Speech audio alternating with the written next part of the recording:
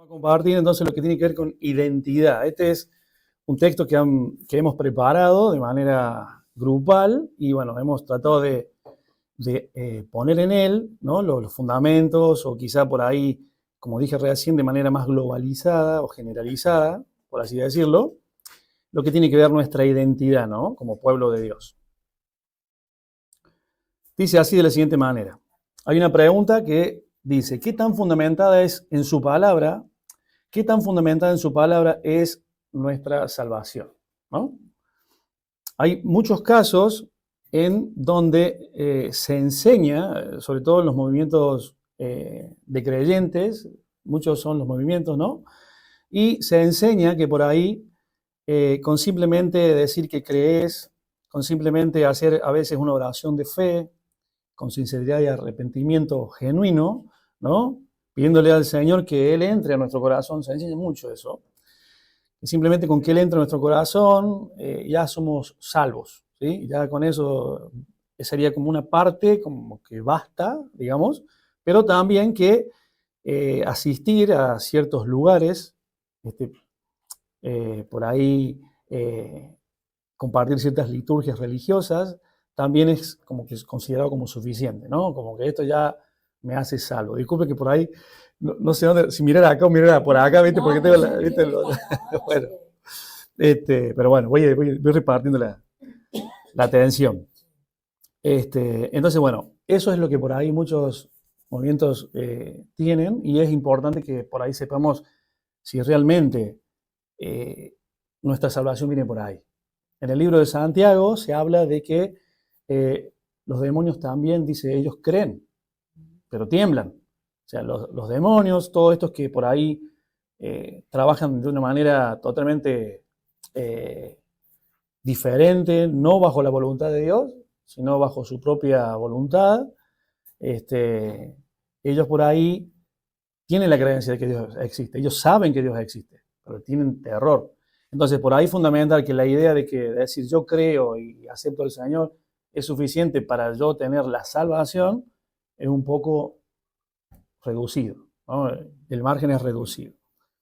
Pero bueno, para nosotros lo que sí estamos transitando este camino, digamos, de las raíces, de volver, tratar de retornar a lo que Dios creó. Dios hizo el Edén con una intención. De hecho, cuando comienza la Biblia, desde el Génesis, habla diciendo en el castellano, dice, en el principio creó Dios los cielos y la tierra.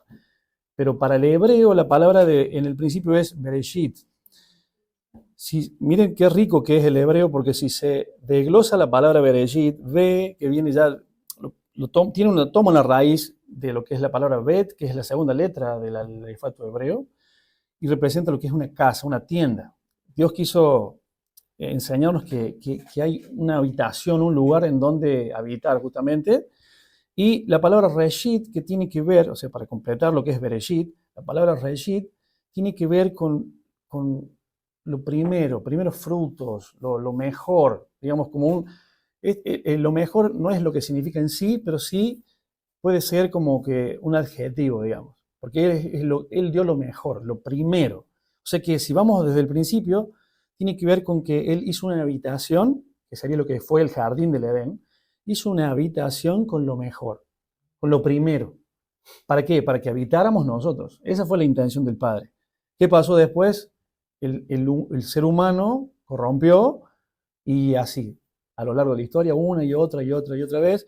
Entonces, al fin y al cabo, el Señor lo que tiene pensado es la restauración, el volver a ese estado en el que estábamos o que Él pensó. Jesús, Él junto a sus discípulos jamás hicieron eso. No pidieron nunca a la gente que hicieran oración de fe, ¿se entiende? O que asistieran a un lugar de manera a seguir una liturgia como para por ahí recibir la salvación o esa preciada salvación. Sí, se hablaba de un arrepentimiento, se hablaba de un nuevo nacimiento, ¿sí? Que por ahí voy a decir, ¿cómo nacer de nuevo? Bueno, eso preguntó Nicodemo, ¿no? Pero sí había esa necesidad de un nuevo nacimiento en nuestras vidas para dejar costumbres y tradiciones de lo que somos nosotros antes de venir a los pies de Él, ¿no? Entonces, esas costumbres y tradiciones son ajenas a la voluntad de Dios. O sea, nosotros venimos a Él con ciertas costumbres o tradiciones. De repente Él nos confronta y nos damos cuenta que a partir de ahora comienza otro proceso. O sea, yo para ser salvo, para ser parte del reino, que ya vamos a profundizar en eso, entonces ahora tiene que haber un nuevo yo, ¿sí? Un nuevo yo, que no cambia de la noche a la mañana, entra en un proceso. Dice la palabra que tenemos que ser perfectos, así como Yeshua o Jesús con el Padre son perfectos. No significa que no vayamos a tener errores, sino que más bien la palabra perfectos traducida al hebreo es la palabra tamim, que significa completos, sean completos. Eso es lo que está diciendo el Señor. Ustedes sean íntegros. Eso es lo que está diciendo. No que no vamos a tener pecado, pero sí que lo vamos a tener, pero ya ahora nuestro espíritu está por sobre la carne. Antes de venir el Señor es la carne la que está por sobre el espíritu, porque alimentamos más a la carne o los deseos de la carne que al espíritu. Venidos al Señor, ahora la idea y el proceso comienza en empezar de a poquito alimentando al espíritu, para que el espíritu esté sobre la carne. Y bueno, eso lleva un tiempo, pero se logra haciéndolo diario, mejor. La lectura diaria, el congregarse, el aprender los unos de los otros, el reforzarnos, el ayudarnos, todo eso hace que este proceso sea más sencillo. Bueno, de pronto el pensamiento de muchos de los creyentes se genera una cierta doctrina a partir de ese pensamiento, que se le llama teología del reemplazo.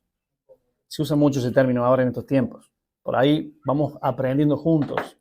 Porque esta teología del reemplazo es una doctrina que va a enseñar que a muchos de los creyentes, por ahí principalmente las iglesias protestantes lo generan mucho a este término, y consiste en el pensamiento de que la iglesia cristiana es como que reemplazó, por eso teología del reemplazo, es como que reemplazó a Israel como pueblo de Dios. Israel es el pueblo escogido de Dios. Porque dice, bueno, Israel rompió el pacto, no hizo caso una y otra vez a las condiciones o a las enseñanzas o a las instrucciones que Dios daba. Entonces, a partir de ahí es como que ellos se negaron a Dios. Negaron a Dios, después vino el Hijo de Dios y lo niegan nuevamente, no lo aceptan y, bueno, entonces dice, listo, el pueblo judío o Israel en sí no acepta las condiciones que Dios pone, entonces, bueno, listo, la iglesia cristiana sí. Entonces, por ahí eso es lo que se habla mucho en este tiempo. Pero la realidad es otra. La realidad es mucho más simple y más sencilla. Dios dice que Él viene a buscar un solo pueblo. Él va a venir nuevamente y viene por un solo pueblo. No viene por distintas denominaciones. Dios viene por su rebaño. Su rebaño, su pueblo escogido, tiene un solo nombre que es Israel. Él viene por ellos. No habla de distintas denominaciones, no habla de distintas teologías, distintas doctrinas. Él viene por su pueblo. Y su pueblo escogido es, a lo largo de la Biblia, dice que es Israel. De hecho, Yeshua o Jesús cuando viene, cuando llegó la primera vez, él dice que tenía que ir a buscar otras ovejas que no eran del redil donde él estaba, que eran los mismos judíos, y estas las tengo que ir a buscar y las tengo que traer, dice. Estas eran las que estaban, ya vamos a profundizar un poco más, pero estas eran las que estaban perdidas o asimiladas o mezcladas en todo el mundo. Parte de esas somos nosotros, y es por eso que tenemos que hablar de identidad, porque tiene que ver con nosotros todo esto. Pero bueno, para no ir de lleno a eso, ya vamos a ir llegando, volvemos a lo que decíamos. Una simple oración de fe no me hace salvo, como se enseña, ni siquiera asistir a los distintos lugares a aprender y escuchar. No eso es lo que me hace falta, no es lo que necesito. Dios dice en su palabra que no le bastan los sacrificios, no necesita sacrificio. Él lo que quiere es obediencia. Eso es todo el resumen de la Biblia, básicamente.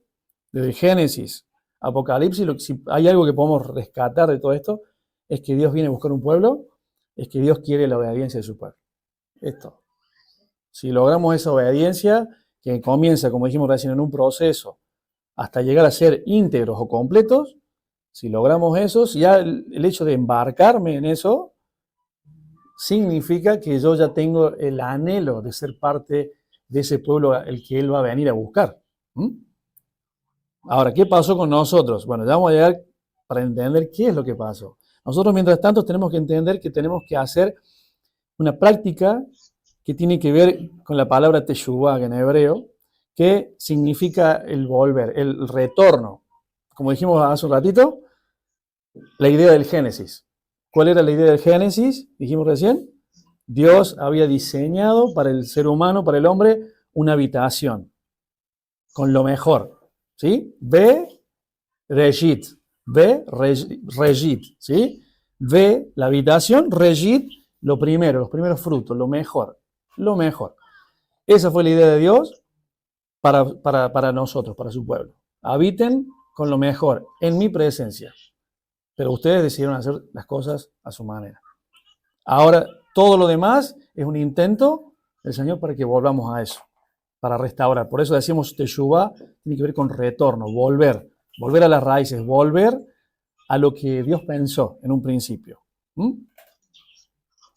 Hay cosas que por ahí se mencionan que tienen que ver con el corazón. Se dice, acepta al Señor en tu corazón, recibí al Señor en tu corazón, con que lo tengas al Señor en tu corazón. Es bueno eso, ojo, es bueno, pero también hay palabra de Dios en donde nos advierte que ojo con el corazón. Dios por medio del profeta Jeremías en el capítulo 17:9 dice, engañoso es el corazón más que todas las cosas y perverso. ¿Quién lo conocerá? Esto nos está diciendo que no nos fiemos de lo que dice nuestro corazón, nuestros pensamientos, ¿sí? Porque podemos tener todas las buenas atenciones, o sea, todas las buenas intenciones, perdón, a nuestro parecer, por lo que estamos haciendo, yo creo, yo trato de hacer lo mejor para nosotros, pero no nos olvidemos que Dios conoce el corazón. Dios sabe lo que hay dentro de nuestro corazón, ¿sí? Él sabe y Él, por sobre nuestra intención de sacrificios, prefiere la obediencia, como dijimos recién. No necesito que te sacrifiques, dice Dios. Necesito que me obedezcas. Eso es todo. ¿Sí? Jeremías 17:9. Por medio del profeta Samuel también, en la primera Samuel, en el capítulo 16, versículo 7, dice, y Dios respondió a Samuel, no mires a su parecer ni a lo grande de su estatura, ¿sí? Acá estaban buscando un rey, porque yo lo desecho, porque Dios no mira lo que mira el hombre, pues Dios mira lo que está delante, el hombre mira lo que está delante de sus ojos. Por eso decimos el corazón, ojo con el corazón. Pero Dios mira lo que hay dentro, el corazón. Eso dice primera de Samuel, ¿sí? Así que bueno, siempre la instrucción de Dios desde el principio es esa. Crean en Dios, obedezcan, ¿sí? Y bueno, se nos habla que por ahí esto de la ley ya pasó. El Antiguo Testamento ya no es parte de la historia. Sin embargo, el Antiguo Testamento es la base, es el cimiento. Yo no empiezo a edificar mi casa desde la ventana, ¿no? Vos, Patricio, que la tenés re clara esa, ¿no? Una casa es de los cimientos, ¿verdad? Entonces, no podemos empezar o tener en poco lo que es la parte del Antiguo Testamento, ¿sí? Muchos creyentes creen que ahora ya a partir del Nuevo Testamento para adelante ya con eso basta, porque habla mucho de la gracia de Dios, pero en realidad la gracia de Dios ya estuvo desde el principio. Desde el Génesis ya Dios nos dio algo que ni merecíamos. El hombre peca y es destituido del Edén y Dios no lo podría haber fulminado por desobediente. Y activó la cláusula de la gracia y por medio de esa gracia el ser humano siguió, se multiplicó y demás, ¿no?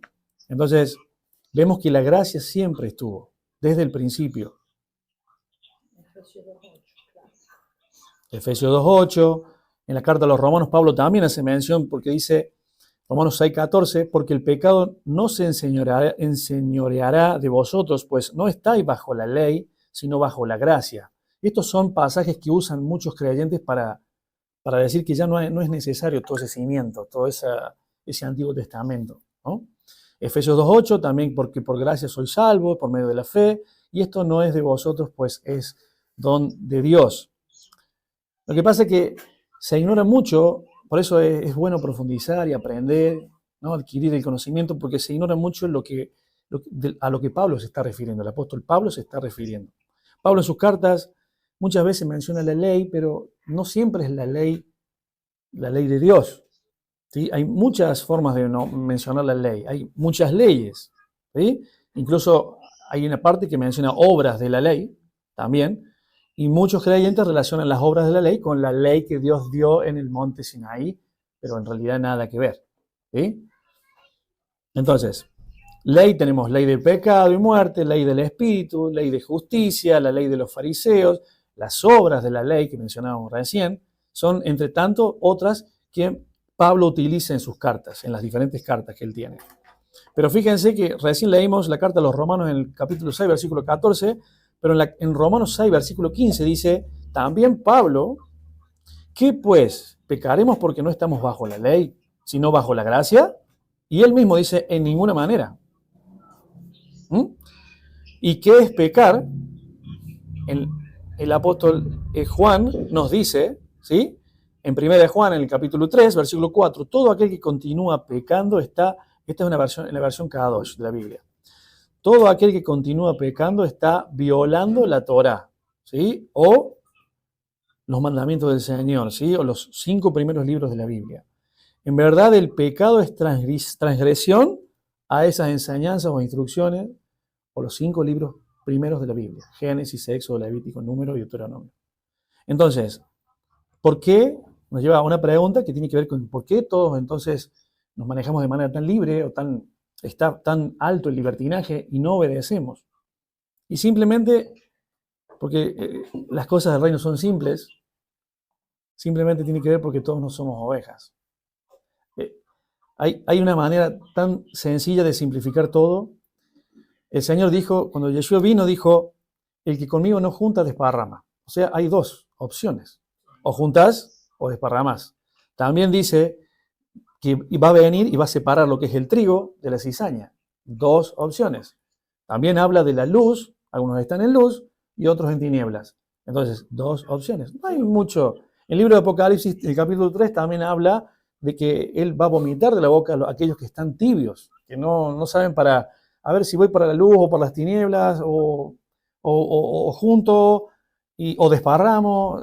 Entonces, Dios dice, no, prefiero que seas tibio, que seas frío o que seas caliente, pero que no seas tibio porque te vomito de mi boca, dice el Señor. O decidite, o esto o esto. O estás conmigo o no estás conmigo. ¿Sí? Moisés también lo vemos reflejado, Moisés también lo dijo. Cuando vino y estaban adorando el becerro de oro, Moisés vino y se puso y dijo, bueno, hasta acá, chicos. O conmigo, o sea, con Dios, o háganla de ustedes y se vuelven a Egipto, los dioses y demás, o sigan adorando el becerro. Son decisiones que tenemos que tomar. Dijimos que no todos son ovejas. En Juan 10 dice, pero vosotros no creéis porque no sois mis ovejas. Esto le está hablando Yeshua a muchos de los fariseos, a los sacerdotes, ¿sí? Que hablaban en nombre de Dios, pero en realidad no estaban muy enfocados en cuestiones tales como el dinero y demás, ¿no? Entonces, él le habla a ellos y le dice, pero vosotros no creéis porque no sois de mis ovejas. Como os he dicho, mis ovejas, y acá está, oyen mi voz y yo las conozco y me siguen. Él ya sabe quién son las ovejas. Pero nosotros, ¿cómo lo sabemos? Así, dándonos cuenta de que si hablamos la palabra, porque la palabra de Dios es Yeshua, Él es la palabra de Dios, y si hablamos esa palabra y el otro oye y activa, entonces podemos evidenciar que son ovejas, ¿sí? Que están en el proceso que dijimos al principio. Que vamos a entrar en el proceso, arduo proceso, porque no es un camino sencillo. Por eso dice la palabra también que es estrecho, no es sencillo. Nadie dijo que iba a ser fácil, pero con Él sí iba a ser mucho más fácil. En la carta a los Romanos, en el capítulo 8, dice, versículo 7, por cuanto los designios de la carne son enemistad contra Dios, porque no se sujetan a la ley de Dios. ¿Ven ahí que aclara? Ley de Dios. Pablo a veces no dice ley, a veces, obra de la ley. En este caso es muy puntual. Ley de Dios. Ni tampoco pueden, y lo que viven según la carne, no pueden agradar a Dios, mas vosotros no vivís según la carne, sino según el Espíritu. Si es que el Espíritu de Dios mora en ustedes. Y si alguno no tiene el Espíritu del Mesías, no es de él. ¿No? Una vez más, lo mismo que dijimos hace un ratito. Si el Espíritu de Dios está en nosotros, comenzamos en este proceso de alimentar ese Espíritu para que ese Espíritu venza sobre la carne, porque la carne nos lleva derecho a pecar. ¿Sí? La carne quiere que vayamos por otro camino, el camino que no agrada a Dios. ¿Mm? En la Escritura dice cada vez que se utiliza la palabra ovejas, metafóricamente se está refiriendo a quienes fueron escogidos por Dios como su pueblo, como su nación, y esto es Israel. ¿Sí? Israel. Así que, para cerrar esta idea un poquito, lo que significa entonces, para que podamos ser salvos, tenemos que aceptar, debemos ser parte de esas ovejas de los que oyen y entender que somos Israel. ¿Mm? Pero viene otra pregunta. Yo les estoy diciendo que somos Israel. Ahora, consideren ustedes, la pregunta es, ¿qué soy yo? ¿Y qué debo ser? ¿O qué debo ser?